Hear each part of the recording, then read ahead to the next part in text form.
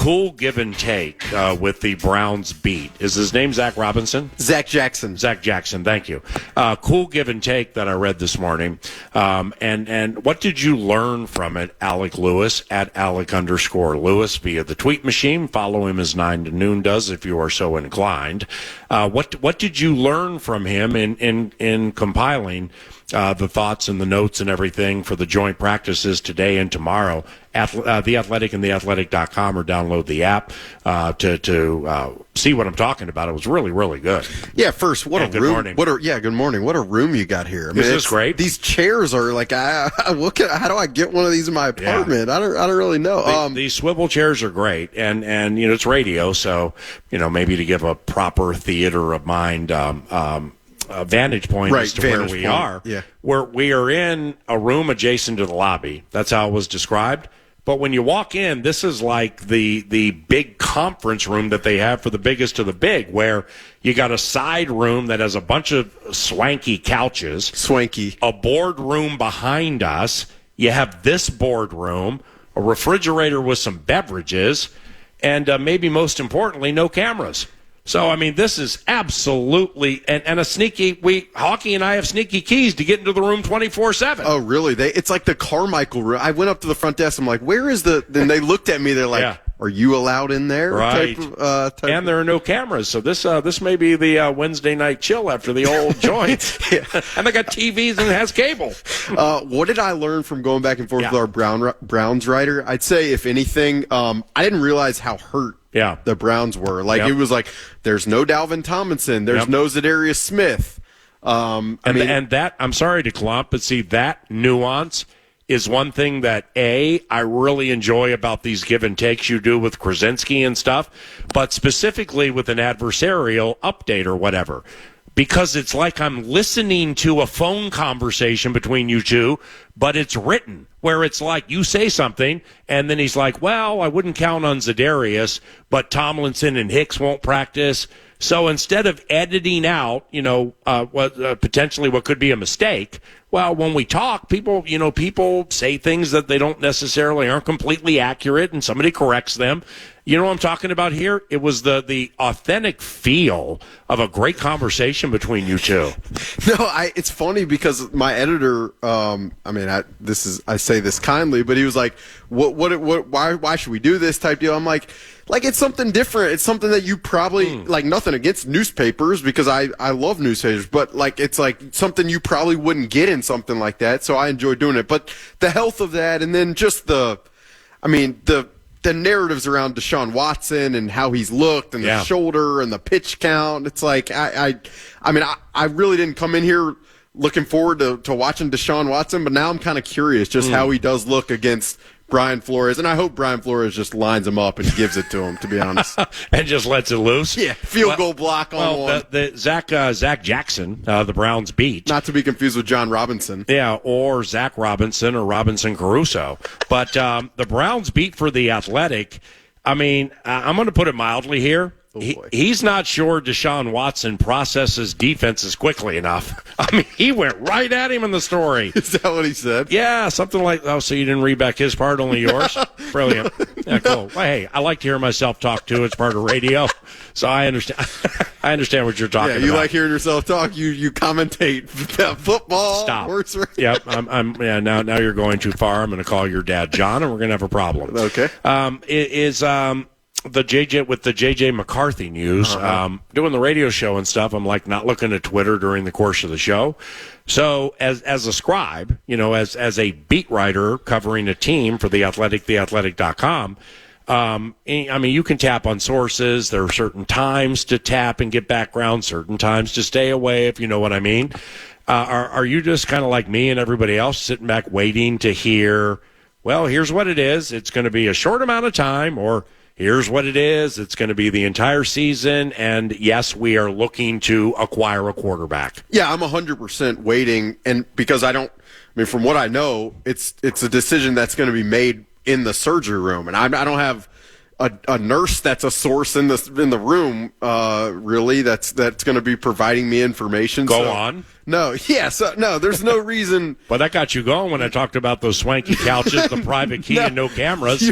All of a sudden, your Thursday night has changed. I didn't say a woman nurse. I said nurse can be any. Great point. Yeah, Great point. It's exactly so. Yeah. No, there's no speculating to be done on that end. Like I've reached out to people close to JJ and really just offered, like, man, I feel for you guys, obviously, with this situation. But no, I mean, yes, I'm sure there are reporters gunning for every morsel of information, but and that's fine. But people like to break stuff, you know. Yeah, but no, I mean, the operation will happen, I believe, this week, and Thomason would have been under the operating table. That's great. I mean, in like the full garb, scalpel. It's like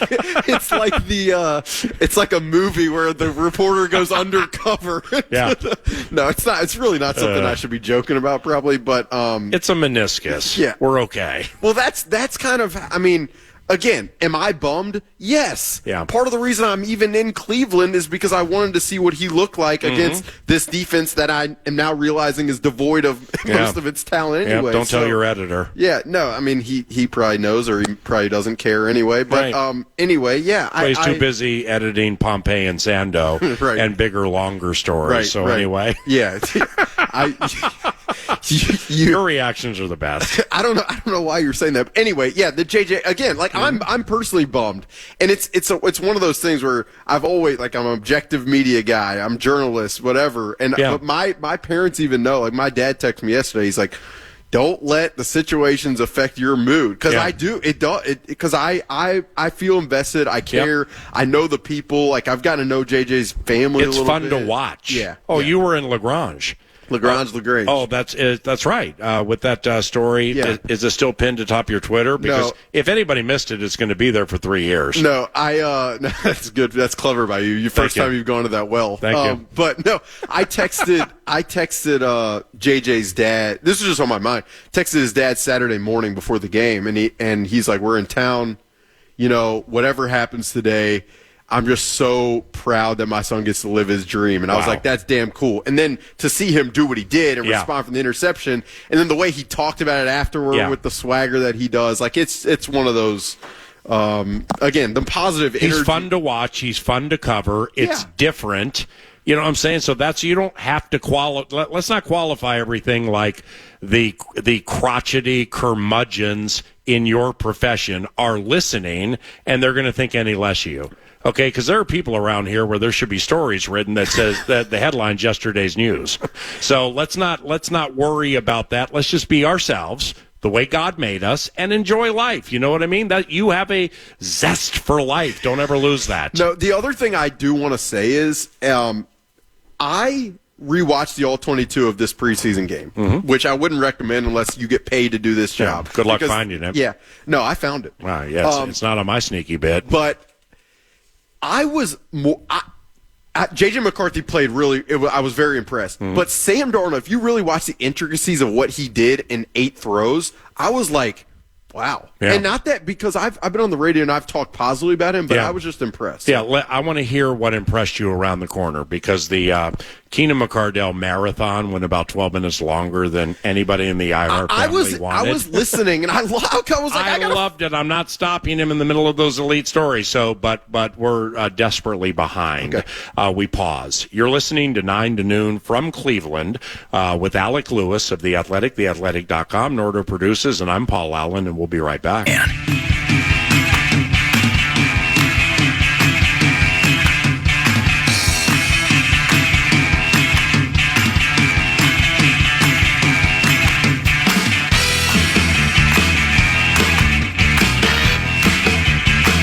So with the All-22 and Darnold in truncated fashion, I mean, it's only the one possession, and as Pete said on the simulcast, okay, I've seen enough, put him on ice, and let's get ready for the regular season. What are some things you liked, Mr. Alec Lewis? Yeah, there was the one throw that he made where he got it up and down above Spillane. Yeah. And really, the arc of the pass was interesting to me, but more than anything, the anticipation. Like, if you paused it at the top, Jalen Naylor was nowhere close to out of his break. And so for Sam to already be timed up the way he did on that throw, I thought that was really, really impressive. And then there was the one play where, like, Ty Chandler almost sidewinded him out in the backfield, and he still had the ball with enough juice out to the sideline to Jordan Addison. Just overall, I mean, the headsets were going out. So to be poised with that going on. So that's what was happening? Yeah. Oh, yeah. wow. So because he ran over there 3 times in a row with the hands on the ears. O'Connell, it wasn't working. So Sam would have to run over. But yeah, so overall, I just thought he looked good. And, like, it is a preseason game. But, like, there was the one snap where Christian Wilkins turnstiled Ed Ingram, and so he had someone in his lap. Like, I don't know. It was everything you want to see, which is, just comfort in a preseason game. And Alec, in your projected 53, which you will do, and a lot of people will do after each preseason game, after news comes out that's big or whatever. It was interesting to me. Because I have all your albums. So, like, right when it popped, I'm on it. I like looking at people's projected 53s, not necessarily to take them deep if I disagree with something, but to chat things out if we're doing, like, a radio show like this, because there was something. I was curious why you would cut Michael Juergens, the drafted offensive lineman. Well, cut, but practice squad, I would assume. Yeah. But, like, why? Because I think that's a low probability. Why do you think it could happen? Yeah, it might be low probability. Simply because I think they'd lose him if they put him on the practice They squad. might lose him. I got to say, like, I haven't really watched him very closely, and I haven't really heard his name come up in conversations I've had where it's like, man, you got to see this Michael Juergens. Yeah, I got you. Just around the draft time. But remember the sneaky off-season meeting. Breaking down. Oh, yeah. Look, Ryan Grigson, a lot of people internally, they love this guy around the draft. But, he was a 7th-round pick. Now, again, like, in the back end of the roster, as I was going through things, there were questions. Is it Levi Drake Rodriguez? Mm-hmm. Is it Gabriel Murphy? Is it Dwight McGlothern? No, I'm tripping. Yeah, no, I'm tripping. I clomped here because I apologize. I'd forgotten he was a 7th-rounder. For some reason, I was thinking he was like a 5th. Not that there's a ton of difference there. But, if there are people who believe this will be a starting center in the NFL one day, well, then somebody else has to go if you believe that. Yeah, no question. I just was looking at it like, okay, I just want to keep the best players right now, and I don't think they want to get rid of any draft pick because, they've had so many misses over the first couple years in Kwesi's time here that they need feathers in their cap from a draft perspective. And also, this roster needs young, cost-efficient depth. And so, do I think they would want to let go of them? Obviously not. But again, it's like I was trying to gauge what's more important right now. Is it keeping a cornerback in a room that says lack of depth there? Is it keeping an edge rusher, which is such a premium position? Yeah. Is it keeping another wide receiver? Like it was just a roster crunch at the back end. Going through my mind was the field goal block where Juergens got washed out like a tidal wave on that play. It was his fault. No, it wasn't his fault. Trey Knox. It looked like he got hit by a cannon. And he came running into the game late, I think. Yeah, right. There was a guy, Spencer Rowland, on the ground. It was just kind of a mess. So, those back into the roster spots, you could go any which way. Like, I had only 3 off-ball linebackers. I didn't have Brian Asamoah. Like, he's probably going to be important for special teams. They probably want to have him in there. But I was just trying to find certain spots and figure it out. Okay. Lastly here with the 53, Robert Tonyan needs to get healthy. Okay. It's, like you had him out. Okay. And Hawkinson will be back at some point. But like with Aaron Jones, man, I've called Tonyan games with the Bears and the Packers, Aaron Jones. So I've watched them and I've watched them, on film and stuff like that. But until I saw both of them in person without shoulder pads, I had no idea how fast they were. I had no idea how fast Robert Tonyan is out of breaks, and he was tearing it up, man, and you were out there watching it all. Then the back, then can he play? Can he play? No, he's got to skip the Raiders game. But he's going to be part of this out brigade if he doesn't get himself healthy. Well, there's no question. Going back to the spring, I remember the first time I saw him, and he had just been signed. I'm like, who the hell is that guy? Right. skying for catches. Yeah. Like, it was incredibly impressive. I couldn't believe it. And, I mean, he's caught 50 passes in specific seasons. Really, to me, it's exactly a question of health, and then ultimately it's a question of what kind of body types do they want at that position? I mean, I've thought about this like with the receiver. Trent Sherfield is a great run blocker, but if he's out on that field, the defense is probably thinking it's going to be a run, which is how he escapes past the defense and catches that touchdown pass. They don't have a ton of receivers who uphold the idea of deception of will they run and will they pass. Like Justin Jefferson, Jordan Addison, those guys are pass catchers. Yep. Trent Sherfield, run blocker. Tristan Jackson, pass catcher. Right. Like I think in this offense where they want to be so dynamic in both regards, that you need as much deception in terms of pass catching ability and run blocking ability. It's why Kevin O'Connell likes Johnny Munn as he does. You're playing fast right now.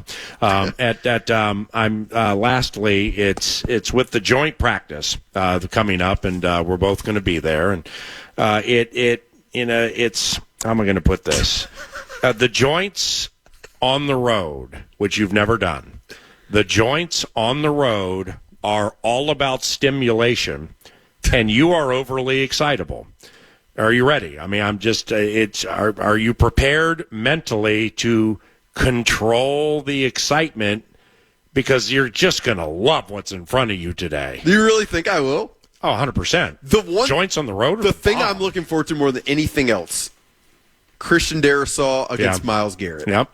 What about Denzel Ward one-on-one inside the red zone against Justin Jefferson? Yeah, that may happen. That'll be great. But I want to see the two most massive men, athletic. You're the best. Strong. No, it should be fun. Yep, I'll see you out there, all right? Yep, thank you. Alec Lewis at Alec_Lewis via Twitter, The Athletic, and theathletic.com. Subscribe as 9 to noon does. You won't regret it. You're listening to 9 to noon. Yours truly heading over to Vikings practice. After the practice, I believe yours truly is interviewing Kevin O'Connell and Kevin Stefanski, the Browns coach, at the same time. So a three-way interview that we will play back tomorrow, 9 to noon. Super excited for that. Plus, much more coming your way via my Twitter feed and your favorite radio station, FM 100.3, KFAN. Nordo has some outstanding stuff and speculation and tidbits and stuff coming up for you around the corner.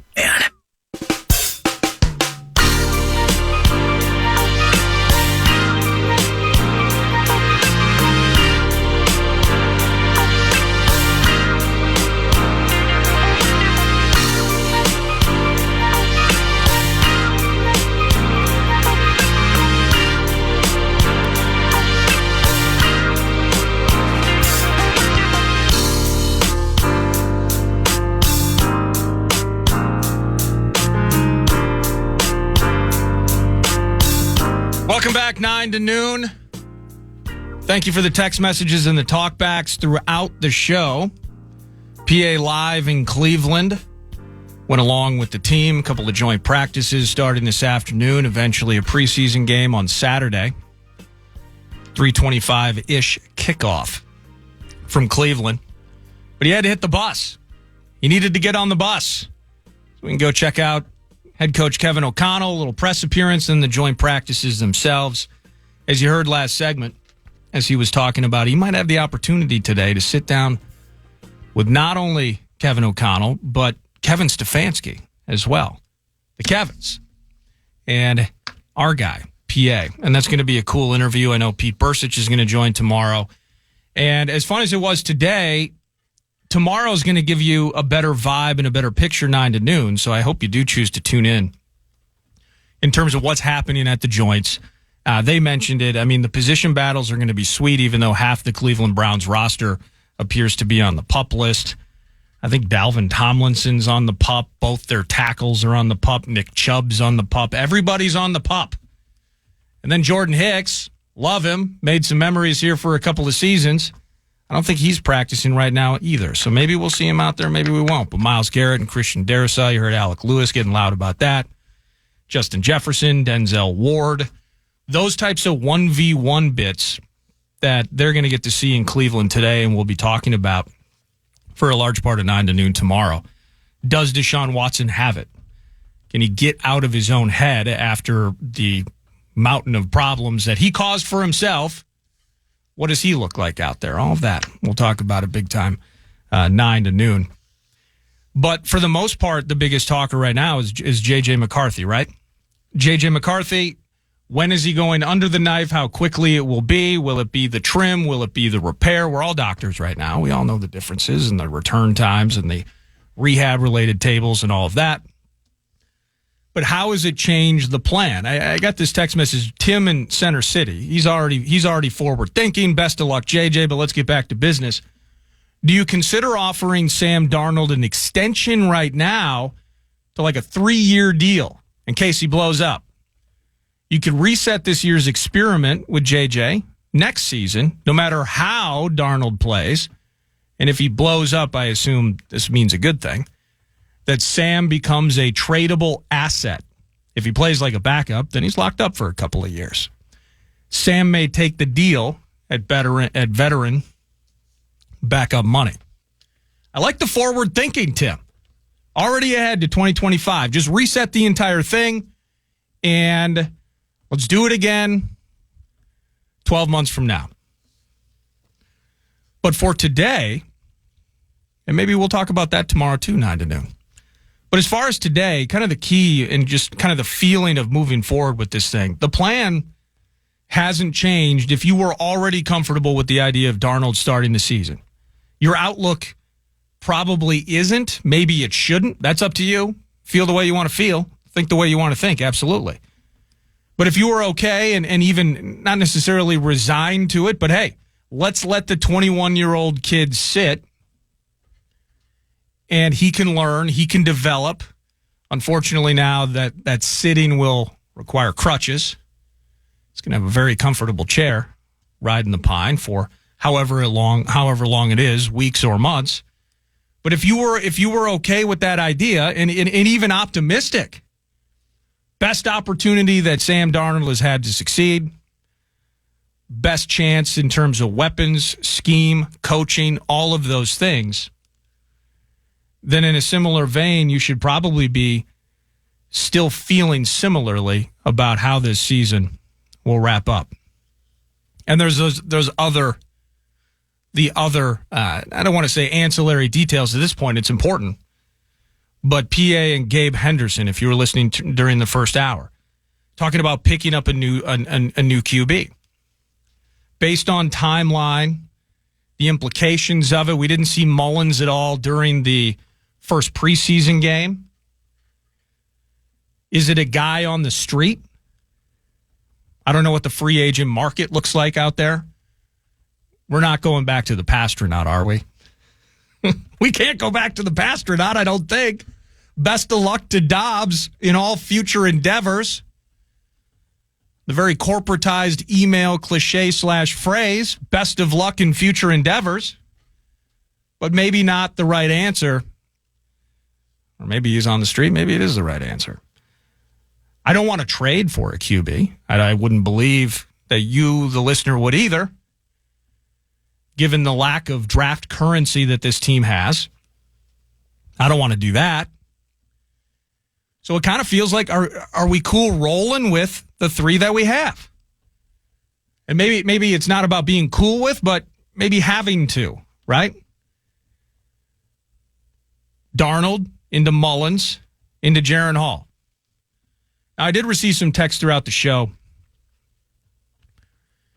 Jaren Hall, if you drop him to the practice squad, he's not going to be picked up. Have you watched him play? He's awful. Well, to PA's point, I must concede and agree. Kellen Mond found his way onto at least 2 other rosters over the last couple of years. And I like Jaren Hall's outlook more than I like Kellen Mond's. In a league in which there are 32 starting quarterbacks and probably 15 that you think that you can win a bunch of games with, anytime you can try out a new guy, try out a new arm, get a new look,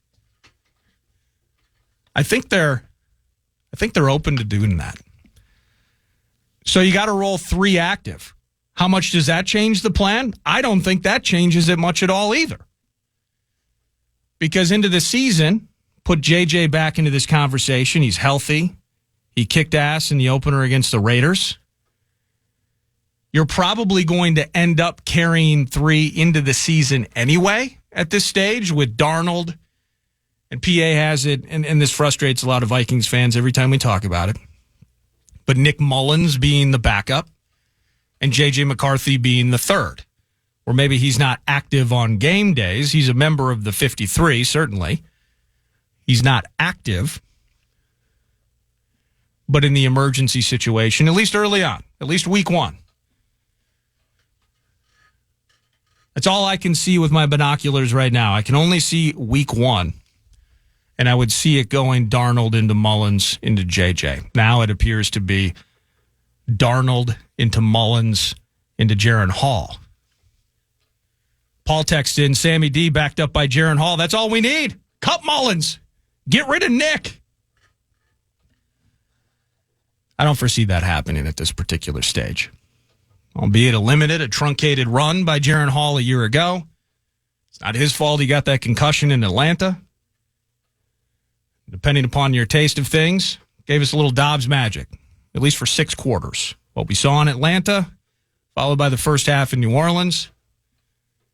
We could have been so bold as to even say we were on to something. But does it change the plan for the now, your outlook on the 2024? In my eyes, it does not. In my eyes, it's still the projection of a guy that was drafted 3rd overall for a reason. The talent was there. He went to a team in which quarterbacks typically go to fail miserably, which is why ultimately years later they're paying Aaron Rodgers to take care of that. The Zach Wilson, Tim Boyle, that didn't work. Now they go to Aaron, now that he's healthy post-Achilles.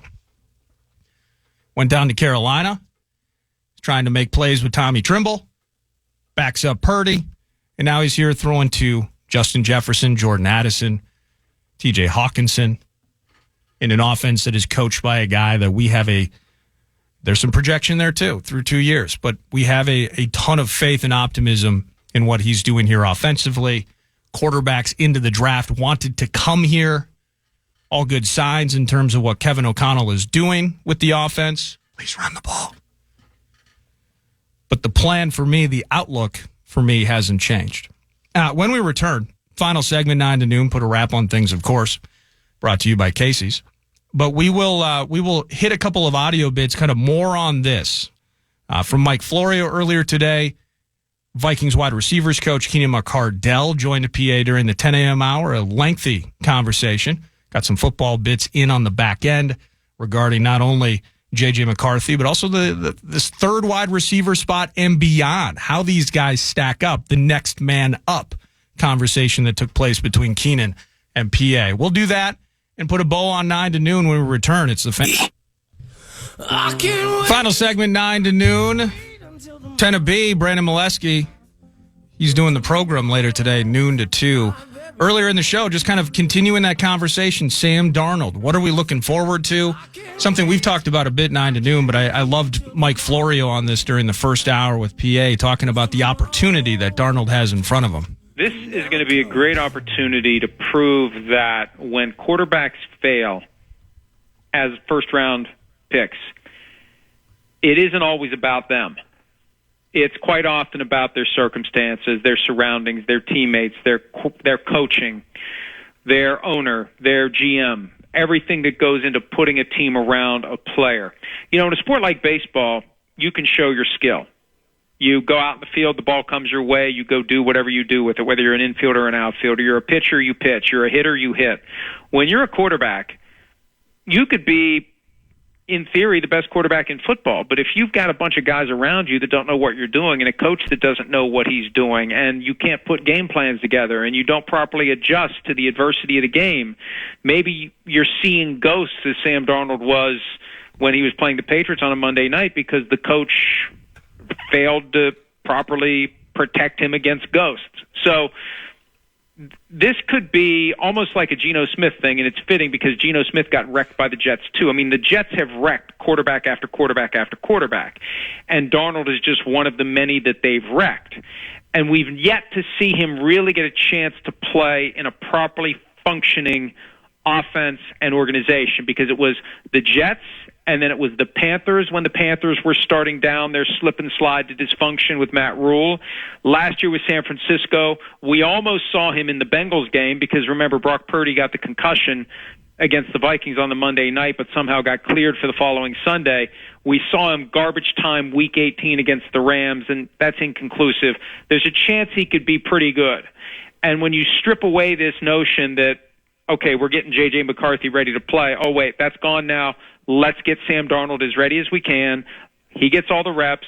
He's the guy. There's no doubt. There's no question of when we're going to bench him for McCarthy. He's the guy all year long. That could be great for him, and that could be great for the team. So the social experiment, the test here is if the thing that we've all been selling ourselves on for the duration of this summer, if it's going to come to fruition, we're going to find out early and often from Mr. Sam Darnold. Now, lastly, Keenan McCardell joining PA, extending conversation during the 10 a.m. hour. PA asked him, next time you see JJ, what are you going to say to him? Here's what the wide receivers coach responded with. I'm going to say I'm sorry for what happened, but, let this be a lesson for you to continue to grind right now. This is time when you're injured. You got to continue to stay on top of it mentally. I think, you're going to go through your rehab and stuff like that, but don't lose sight of mentally where you are right now.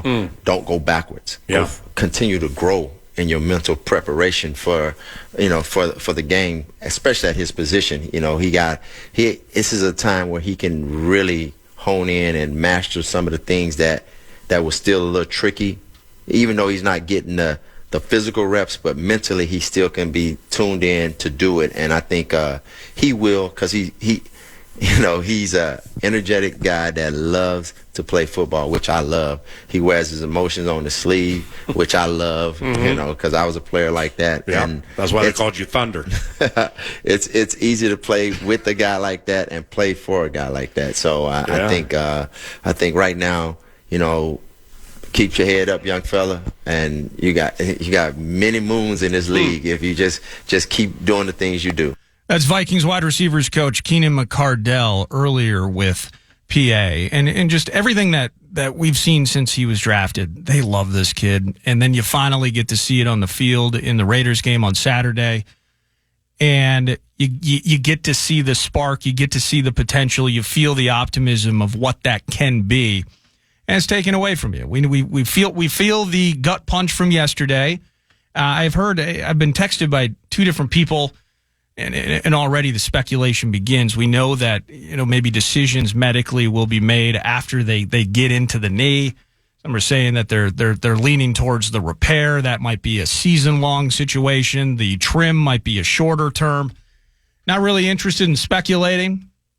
But the key to all of this, he's not going to be away from the team. He'll be with the team. The learning element, the mental element you heard Keenan McCardell talking about, that's still going to be very much in play. And the opportunity now is in the hands of Sam Darnold to take this ship forward. Thank you so much for listening to 9 to Noon today. Absolutely fun first show from Cleveland, whether it was Gabe in the open. You heard Florio's audio there. Keenan McCardell, Alec Lewis of The Athletic. He's just excited to be on the radio show and laugh, to be honest with you. He was very good at that today. But more from Cleveland tomorrow, again, featuring potentially that interview with the Kevins, Kevin O'Connell and Kevin Stefanski, side by side with PA. Looking forward to hearing that.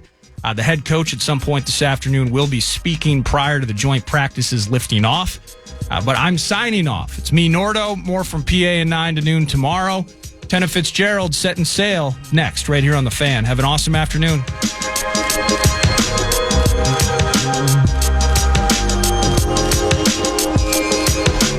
Podcast today's Paul Allen Show, or listen back to previous show and interviews by going to the iHeartRadio app or KFAN.com.